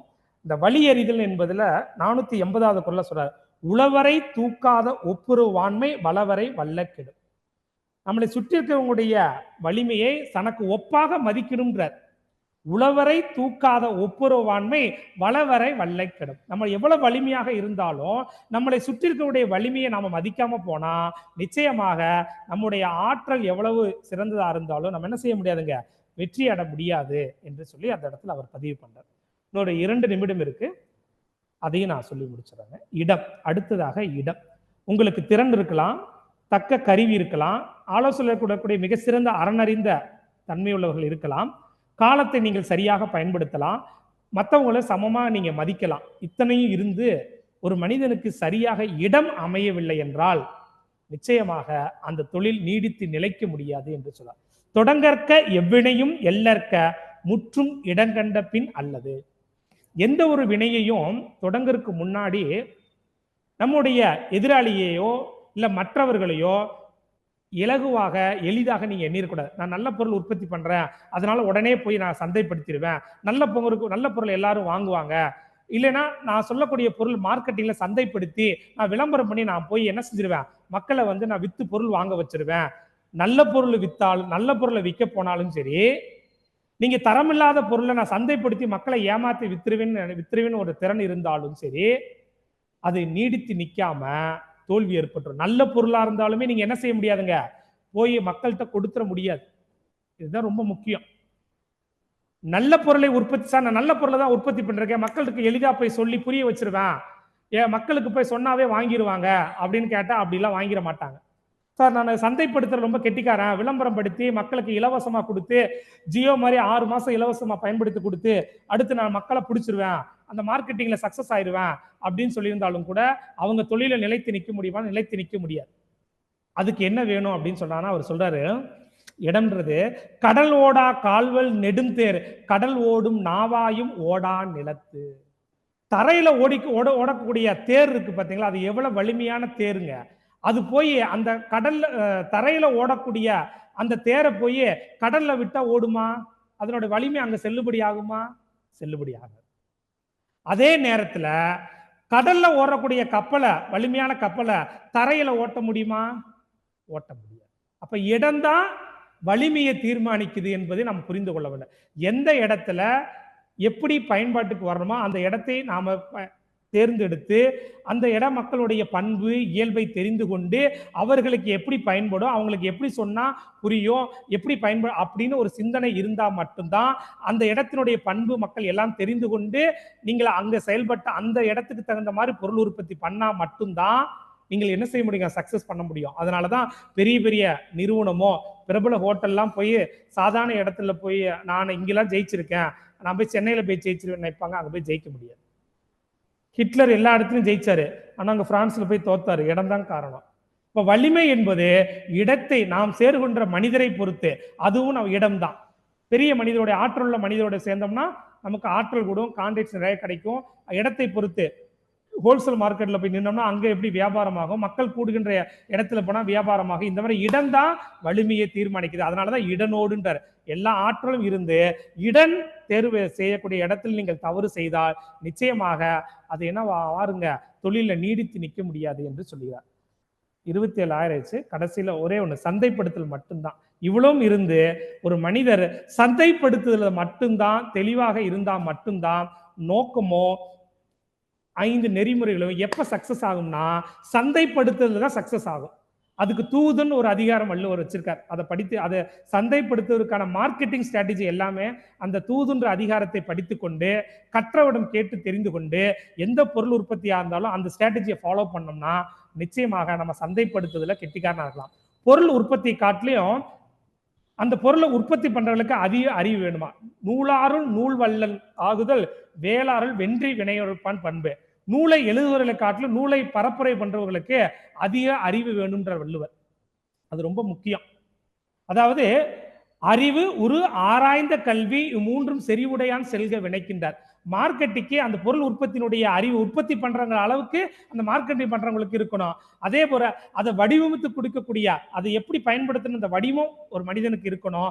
ஆராய்ந்த கல்வி எந்த மக்களுக்கு எப்படி சொன்னா புரியும், எந்த மாதிரி அதோட எக்ஸ்பிளைன் இருக்கணும் அப்படின்னு தெரிந்து கொண்டு சந்தைப்படுத்தல அந்த அறிவு இருந்தா மட்டும்தான் நம்ம என்ன செய்ய முடியுங்க, பொருளை சந்தைப்படுத்த முடியும்ன்றாரு. அதுல இன்னொன்று ரொம்ப முக்கியமானனா, உற்பத்தி பண்றவங்களுக்கு என்ன நோக்கம் வேணுமோ அதே நோக்கம் கடைநிலை ஊழியர்களுக்கு வேணும்ன்றார். அன்புடைமை ஆன்ற குடிபெறத்தில் வேந்தவாம் பண்புடைமை தூதுரைப்பான் பண்பு. மார்க்கெட்டை பண்புகளுக்கு உற்பத்தி பண்றவங்களுக்கு என்ன நோக்கம் இருக்கோ அதே சிந்தனை, பொருளாதார செல்வத்துக்காக சிந்தனை வேலை செய்யாம மட்டும் பொருள் உற்பத்தி நல்லா பண்ணணும் அப்படின்னு சிந்தனை இருந்தா மட்டும்தான் அந்த நோக்கம் மக்களுக்கு பயன்பாடாக மாறி உற்பத்தி பண்றவங்களும் ஜெயிக்க முடியும், பணியாளர்கள் வேலை செய்யக்கூடியவங்களும் ஜெயிக்க முடியும், வாடிக்கையாளர்களும் ஜெயிக்க முடியும். இந்த 3 தன்மையில யார் கவனம் செலுத்துகிறார்களோ அதன் மூலமாக தான் வணிகம் மேன்மை ஏற்பட்டு எல்லோருக்கும் நன்மை பயக்கும் என்று சொல்லி மேலாண்மை அது வந்துங்க ஹியூமன் ரிசோர்ஸ் மேனேஜ்மெண்ட், சரிங்க, மனிதவள மேலாண்மை பத்தி என்ன சொல்றாருங்க. ஏன்னா இப்ப அதுதான் வந்து மிகப்பெரிய பிரச்சனையா இருக்குது இன்றைய தொழிலுக்கு. ஆமா ஆமாங்க ஐயா. அது வந்து தகுதியான பணியாளரை எப்படி தேர்வு செய்யறது, அவரை வந்து எப்படி ரீட்டைன் பண்றது. இப்ப வர்றாங்க 2 மாசத்துல போயிடுறாங்க. ஆமாங்க ஐயா. அவங்க வந்து கான்ஸ்டன்டா அடுத்த ஏதாவது இன்கிரிமெண்ட் கிடைச்சா உடனே கலந்துட்டு போயிடுறாங்க ஒழிய ஒரு இது இல்லாத இருக்கிறாங்க, கமிட்மெண்ட் இல்லாத இருக்கிறாங்க. இதுக்கு என்ன சொல்றாரு வள்ளுவர், எப்பேற்பட்ட ஆளை எடுக்கணும்னு நினைக்கிறாரு? ஆமாங்க, இதுக்கு வந்து பாத்தீங்கன்னாங்க 52வது அதிகாரம், நீங்க ஹியூமன் ரிசோர்ஸ் மேனேஜ்மெண்ட்டுக்கு 52வது அதிகாரத்தை நம்முடைய அந்த ஆள்களை தேர்ந்தெடுக்கிறதுக்கான ஒரு விதிமுறையாக நம்ம வைத்துக் கொள்ளணும் ஐயா. இணைவகையான் தேரிய கண்ணும் வினைவகையான் வேறாகும் மாந்தர் பலரா 514வது குறள்ல வந்து சுட்டி காட்டுறாருங்க ஐயா. ஒரு மனிதனை நம்ம அவனுடைய அறிவு திறன் அடிப்படையில எல்லாம் தேர்ந்தெடுத்தாலும் வினை செய்யும் பொழுது மாறுபடுவாங்களாம். இப்ப நீங்க சொல்ற மாதிரி நம்ம ஒரு 10,000 இங்க சம்பளம் கொடுக்குறோம்னு சொன்னா பக்கத்துல 15,000 சம்பளம் கேட்டா வாங்கிட்டு போயிருவாங்க, அங்க ஓடிடுவாங்க. அப்ப ஒரு மனிதனை தேர்ந்தெடுக்கின்ற பொழுது எப்படிப்பட்ட சிந்தனை உள்ள மனிதனை தேர்ந்தெடுக்கணும் அப்படின்ற இடத்துல தெரிந்து தெளிதல் ஒரு அதிகாரத்துல அவர் சுட்டி காட்டுறாருங்க. 51வது அதிகாரம், அறம் பொருள் இன்பம் உயிரற்றும் 4ம் திறன் தெரிந்து தேரப்படுமா. ஒரு மனிதனை நாம தேர்ந்தெடுக்கின்ற பொழுது அவனுடைய அற சிந்தனை எப்படி இருக்கு, அவனுடைய பொருள் நாட்டம், எதற்காக அவன் வேலைக்கு வரான், எவ்வளவு சம்பளம் கேட்கிறான், அந்த பொருள் பற்று எப்படி இருக்கு, அவனுடைய புல இன்ப நாட்டம் எப்படி இருக்கு, அவன் அச்சப்படுறானா, இப்படி 4 சிந்தனையில நம்ம அவங்களை தேர்ந்தெடுக்கணும் அப்படின்னு சொல்றாரு ஐயா. அவனுடைய ஐயா 501வது குறள்ல தெரிந்து தெளிதல் என்ற அதிகாரத்துல வருது ஐயா. சரி, ரொம்ப நன்றி. அறம் சார் அவங்களுடைய பயோடேட்டாவில் அறம் சார்ந்த நம்மளா கேள்வி கேட்கலாம். நீங்க உங்களுடைய எக்ஸ்ட்ரா என்ன ஹாபி இருக்கு, உங்களுக்கு நீங்க சம்பாதிக்கிறீங்க, உங்க குடும்பத்துக்கு எப்படி நீங்க செலவழிக்கிறீங்க, சமுதாய சிந்தனை என்ன இருக்கு, நீங்க ரத்தம் தானம் பண்ணிருக்கீங்களா, என்ன பண்றீங்க, உங்களுடைய ஊர்ல என்னென்ன சமூக பணியில நீங்க பங்கேற்கிறீங்க அப்படின்னு நம்ம கேட்கும்போது அதுலயே நம்ம அவங்களுடைய அறம் சார்ந்த பணியை நம்ம தெரிஞ்சு கொள்ளலாம் ஐயா. இது ஒன்று. சரி, அறம் சார்ந்த பணி இல்ல, ரைட்டு, அவங்க பொருள் பற்று உள்ளவங்களா அப்படின்ற அடுத்த நிமிஷமா பொருள் சொல்றாரு. பொருளுக்காக நான் வர்றேன், நீ இப்ப உங்களுக்கு எவ்வளவு சம்பளம் எடுத்தோன்னா அவங்களுடைய திறனை சொல்றாங்களா, இல்ல உங்களுக்கு நம்ம எவ்வளவு சம்பளம் வேணும். இப்ப அவங்க ஒரு 75,000 சம்பளம் கூட, இதை 1 லட்சம் கொடுத்தா நீங்க எப்படி வேலை செய்வீங்க, நிச்சயமா இன்னும் பிரமாதமா பண்ணுவேன். அந்த பொருள் பற்றை நம்ம தெரிஞ்சு கொள்ளலாங்கய்யா. கேள்வியின் மூலமாகவே நம்ம பொருள் பற்றை தெரிஞ்சு கொள்ளலாங்கய்யா. அப்புறம் இயல்பாகவே அவங்களுடைய புலன் இன்பத்தை நம்ம தெரிந்து கொள்ளணுங்கய்யா. அவங்களுக்கு உங்களுக்கு வீடு இருக்கா, சொந்த வீடு இருக்கா, இன்னும் உங்களுக்கு என்னென்ன இருக்கு, இதெல்லாம் நம்ம தெரிந்து கொள்ளணும்னா அதுக்கு தகுந்த மாதிரி மனிதர்கள் மாறுபடுறாங்க. எனக்கு சொந்த வீடே இல்லை, அப்ப நான் வீடு கட்டணும்னா நான் வெளிநாட்டுக்கு போகணும், அங்கதான் போனா தான் சம்பளம் கிடைக்கும், அதிக சம்பளம் கிடைக்குன்னா அப்ப வெளிநாட்டுக்கு போவாங்க. அதனாலதான் வெளிநாட்டுக்கு அனுப்புறாங்க. இந்த மாதிரி அப்ப அந்த புலன்பு நாட்டுல குடிக்கிற பழக்கம் இருக்கா, புகைப்பிடிக்கிற பழக்கம் இருக்கா, வேற என்ன நாடு நாடா சுத்தி பார்க்கணும்னு நினைப்பாங்க. இதுல ஏதாவது ஒரு வகையில அவங்களுடைய ஆட்டிடியூட் ஹாபியை நம்ம தெரிஞ்சு வச்சுக்கணுங்கய்யா. அப்புறம் உயிர் அச்சம். அவன் பழி சம்பளத்துக்காக என்னும் செய்யணும். அவனை நம்ம வந்து ஒரு 6 மாசம் வந்துங்கய்யா அவங்களை கூலிங் பீரியட்ல தான் வைக்கணும். அந்த கூலிங் பீரியட்ல வைக்கும் பொழுது அவங்களுடைய உயிர் அச்சத்தை நம்ம தெரிஞ்சுக்கலாம். பணத்துக்காக காரியம் பண்றாங்களா, எதற்காக அவங்களுடைய சிந்தனை இருக்கு, இதெல்லாம் 6 மாசம் கூலிங் பீரியட் வச்சு அதுக்கு பிறகுதான் அவங்களுக்கு நாம சம்பளமே நிர்ணயம் பண்ணணுங்கய்யா. இதத்தான் வள்ளுவர் தெளிவாக அந்த இடத்துல பதிவு பண்ண. இவ்வளவும் தெரிஞ்சும் கூட வினை செய்யும் போது மாறுபடுவாங்க. அவங்க வந்து கேக்குறதே, நான் இவ்வளவு சம்பளம் வாங்கிட்டு இருக்கேன், நீங்க இவ்வளவு கொடுப்பீங்களா? அப்ப பொருள் பற்று உள்ளவன் அர்த்தம். அடுத்த நிமிஷமே பொருள் பற்று தான். எடுத்தோன்னே நம்ம அவங்க முதலோட ஆட்டிடியூடு பொருள் பற்று இருக்கு, வேலை முடிஞ்சு போச்சு. அந்த இடத்துல பொருள் பற்று இருக்கு, தப்பு கிடையாது. நிறைய சம்பாதிக்க நினைக்கிறது தப்பு கிடையாது. ஆனா அதுக்கான திறன் அவங்ககிட்ட இருக்கா, அந்த நோக்கம் அவங்களுக்கு இருக்கா அப்படின்றது அடுத்த புலன் நாட்டம் உள்ளவங்களா, அறம் சார்ந்து இருக்காங்களா அப்படின்னு நம்ம பொருளாலதான் அறத்தையும் ஈட்ட முடியும், இன்பத்தையும் ஈட்ட முடியும். பொருள் செல் வகையில சொல்றாருங்கய்யா. ஒன்பொருள் காட்ப இயற்றியாருக்கு ஏனைய இரண்டும் ஒருங்கு என்று சொல்லுகிறார். பொருளாலதான் அறத்தையும் செய்ய முடியும், இன்பத்தையும் அனுபவிக்க முடியும். அப்ப அவங்க பொருளை நோக்கி வர்றது தப்பு இல்ல. எனக்கு 1 லட்சம் சம்பளம் கொடுத்து கேட்கறது தப்பு இல்ல. ஆனா அதற்கான திறன் அவங்களுக்கு இருக்கா, அவங்களுடைய புலன் நாட்டம் எப்படி இருக்கு அப்படின்றத உயிர் அச்சத்தை வச்சுதான் செய்வோம். எவ்வளவு என்ன வேணா தப்பு பண்ணி கூட சம்பாதிக்க ரெடியா இருப்பாங்க ஐயா. அதனாலதான் உயிர் அச்சம் சொல்றாரு வள்ளுவர். நிறைய பேர் வந்து அந்த உயிர் அச்சத்தை நீங்க வினை செய்யும் போதுதான் நீங்க அவங்கள ஜட்ஜ்மெண்ட் பண்ண முடியுங்க. அந்த உயிரச்சை எப்போ அவங்க வினை ஆற்றும் போதுதான் வரும்.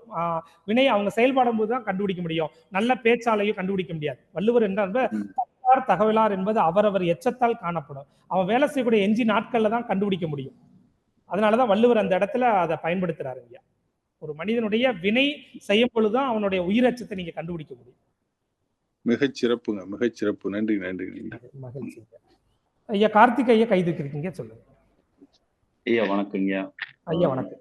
மிக சிறந்த பதிவு உங்க சைட்ல இருந்து. மகிழ்ச்சி. இந்த தொழில் நடத்துறதுல சொல்லுங்க.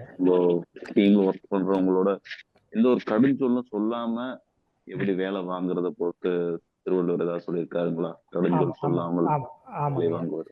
ஆமாங்க. அடக்குமுடைமைன்னு ஒரு அதிகாரம் இருக்குங்கய்யா.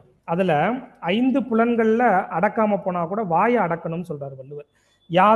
யாகாவர் ஆயினும் நாவடக்க சொல்றாரு, யாகாவர் ஆயினும் நாக்காக்க அப்படின்னு சொல்றாரு. ஏன் அப்படி சொல்றாருன்னா, ஒரு மனிதன் தெரிஞ்சோ தெரியாம தவறு செய்யலாங்கய்யா. அது அறியாமல் நடக்கக்கூடிய தவறு. அந்த தவறை வந்து நம்ம சொல்லுகின்ற பொழுது, ஒன்றானும் தீச்சொல் பொருட்பயன் உண்டாகி நன்று ஆகாதாகிவிடும். நல்லதே சொல்றதா இருந்தாலும் தீச்சொல் தீமையைத்தான் தருன்றார். நானே ஒரு பணி இடத்துல ஒரு 7000 பொருளை கீழே போட்டாங்கய்யா. என்னுடைய முதலாளி என்னை வேலை விட்டு தூக்கிடுவார்னு நினைச்சேன். அதே நேரத்துல இன்னைக்கு நமக்கு வேலை காலின்னு நினைச்சேன். என்னுடைய முதலாளி ஒரு திட்டு கூட என்னை திட்டலைங்க. ஏதோ அந்த இடத்துல பொருள் நட்டமா இருக்கான ஒரு வினை நடக்க வேண்டியது. நானே கூட தவறி கீழே போட்டிருக்கலாம், இல்ல பொருள் விற்காம கூட கெட்டு போயிருக்கலாம், இல்ல ஏதோ ஒரு தவறு நடந்து நமக்கு நட்டமாகணும்னு நியதி இருந்திருக்குன்னு சொல்லி அவர் ரொம்ப பொறுமையா, நீ போய் டீ சாப்பிடப்போ கொஞ்ச நேரம் ரெஸ்ட் எடுத்துட்டு வாப்பா அப்படின்னு சொன்னாரு. அந்த முதலாளியை எண்ணி பார்த்தா இன்னைக்கு வரைக்கும் எனக்கு என்னன்னா, அவர் கூட நல்ல நட்பு. நானும் நற்சிந்தனையாக வர ஆரம்பிச்சேன். எனக்கு என்னை திட்டி அனுப்பிச்சிருந்தா எனக்கு எத்தனையோ முதலாளி கிடைச்சிருப்பாங்க, அவருக்கும் எத்தனையோ வேலையாளுக்கு கிடைச்சிருப்பாங்க. ஆனா அன்னைக்கு வேலையில கெட்டு போயிருக்கும். அதனாலதான் வள்ளுவர் அழகாக சொல்றார், ஒரு மனிதனை தண்டிக்குது என்பது தவறு செய்கின்ற பொழுது கருணையோட இருக்கணும்னு சொல்றார். ஒருத்தாற்றும் பண்பினார் கண்ணும் கண்ணோடி பொறுத்தாற்றும் பண்பே தலை. தண்டிக்க வாய்ப்பு இருந்தோ கருணையோட இருக்கின்ற பொழுது, சார் நம்ம முதலாளிக்கு போய் நாம போய் இவ்வளவு பெரிய நட்டம் பண்ணிட்டுமே, இனிமேல் நான் நல்லா வேலை செய்யணும் அப்படின்ற சிந்தனை எனக்கு வந்துச்சுங்க. அதுக்கு முன்னாடி எல்லாம் ஸ்டால்ல எவ்வளவு பொருள் இருந்தாலும் லட்டு கேட்டா லட்டு இல்லைன்னா இல்லைன்னு அனுப்பிச்சுட்டுருவேன். ஆனா எங்க முதலாளி என்னை திட்டாதனால பூந்தி மாஸ்டர் அடிச்சு வச்சிருந்தாலும் லட்டு இல்லை, யாரா கேட்டு வந்தா லட்டு இல்லைன்னு சொல்ல மாட்டேன். உள்ள போய் மாஸ்டர் போய் அங்க போய் பூந்தியை பிடிக்க போனா என்னை திட்டுவாரு. இருந்தாலும் நான் என்ன செய்வேன், ஐயோ நம்ம நாள் நட்டமாயிருச்சு, அப்படின்னு சொல்லிட்டு என்னுடைய சொந்த கடையா இருந்தா எப்படி வேலை செய்யணும், அன்னைக்கு வரைக்கும் 8:30 மணிக்கு வேலைக்கு வந்தவன் 8 மணிக்கே வந்துருவேன், எந்த பொருளும் இல்லைன்னு சொல்லாம உள்ள போய் ஓடி ஓடி எடுத்து வந்து வேலை செய்வேன். அப்ப அந்த சிந்தனை என்பது எப்படி இருக்குன்னா, தண்டனை என்பது ஒருத்தாற்றுக்கு ஒரு நாளே இன்பம், பொறுத்தாற்றுக்கு பொன்போல் அப்படின்னு சொல்றாரு. அதாவது அவர் இன்னைக்கு வரைக்குமே எங்கட நட்பா இருக்காரு. அவருக்கு என்ன பொருள் வேணாலும் கோயம்புத்தூர்ல இருந்து இப்ப வரைக்குமே நான் வாங்கி அனுப்பிச்சுட்டு தான் இருக்கேன். அப்ப தண்டனை என்பது தவறு திருத்துவதற்காக இருக்கணும் இல்லைய, தவறுக்காக தண்டனை என்னைக்குமே இருக்கக்கூடாது. தவறு என்பது இயல்பு, தவறை திருத்துவதற்கு தான் தண்டனை இருக்கும்ல. தவறு செய்வதற்கு தண்டனை என்பது நிச்சயமாக நல்ல மனிதர்களை உருவாக்காது, அவர்களும் பண்புடையவர்கள் அல்ல அப்படின்னு சொல்றாரு வள்ளுவர். அதனாலதான் பண்புடையார் பட்டுண்டு உலகம். பண்புடையவர்கள் தான் மற்றவங்களை பண்படுத்த முடியும், பண்புடையவர்கள் தான் மற்றவங்களை பண்புடையவர்களை உருவாக்க முடியும் சொல்றாரு. அதனால நல்லதே சொல்றதா இருந்தாலும் தீச்சொல்லை பயன்படுத்தக்கூடாது அப்படின்றதான் வள்ளுவருடைய உயர்ந்த மாண்புங்கய்யா. ஒரு தலைமை பண்பு என்பது பொறுமை தாங்கய்யா. எவ்வளவு ஆற்றல் எல்லாம் இருந்தாலும் பொறுமை இல்லைன்னா தலைமையில் நம்ம நிலைத்து நிற்க முடியாது. நன்றி, வணக்கம். நன்றி, மகிழ்ச்சிங்க. அனைவருக்கும் நன்றி. நன்றிங்க மாமா. நன்றிங்க ஐயா.